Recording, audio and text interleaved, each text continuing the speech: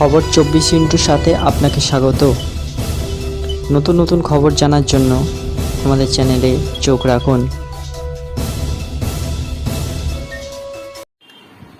নমস্কার দর্শক বন্ধুরা, খবর 24 সাথে আপনাকে স্বাগত। আইপিএল শেষ হলেই শুরু হয়ে যাবে বিশ্বকাপ। 2 জুন আমেরিকা এবং কানাডার ম্যাচ দিয়ে শুরু হবে এই প্রতিযোগিতা। ভারতের প্রথম ম্যাচ 5 জুন আয়ারল্যান্ডের বিরুদ্ধে। কিন্তু আইপিএল শেষ হওয়ার পর দল ঘোষণার সুযোগ নেই, তাই আইপিএল এর মাঝেই ভারতীয় বোর্ডকে দল ঘোষণা করতে হবে। সূত্রের খবর, এপ্রিলের শেষ দিক অথবা 1 মে ভারতের দল ঘোষণা করা হতে পারে। আইপিএল ফাইনালের ম্যাচ 26 মে, কিন্তু বিশ্বকাপের জন্য সব দেশকে 1 মের মধ্যেই দল ঘোষণা দিতে হবে। যে দলে কেউ চোট, আঘাত বা অন্য কোনো কারণে খেলতে না পারলে তাকে পরিবর্তন করা যাবে 25 মে পর্যন্ত।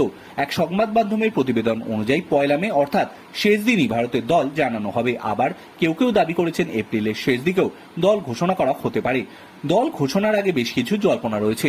প্রথম জল্পনা হলো বিরাট কোহলি সেই দলে সুযোগ পাবেন কিনা। আইপিএল এর শুরুতেই তিনি 2টি অর্ধ-শতরান এবং 1টি শতরান যে করে ফর্মে রয়েছেন, তাতে কোহলিকে বাদ দেওয়া অসম্ভব বলে মনে করছেন বিশেষজ্ঞরা। সমস্যা রয়েছে শুধু কোহলির স্ট্রাইক রেট নিয়ে। কোহলি নিজে জানিয়েছেন বোঝা কাঁধে নিয়ে খেলতে নামেন না, যেমন পিচ তেমন ভাবেই খেলবেন। দ্বিতীয় জল্পনা ঋষভ পন্থকে নিয়ে। গাড়ি দুর্ঘটনার পর তিনি আইপিএল এ ফিরেছেন, প্রতিটি ম্যাচ খেলেছেন এবং 2টি অর্ধ-শতরানও করেছেন। দলের পারফরমেন্স ভালো না হলেও পান্ত বুঝিয়ে দিয়েছেন তিনি ফিট, নিয়মিত উইকেট কিপিংও করছেন। এবার দেখার তাকে দলে রাখা হয় কিনা।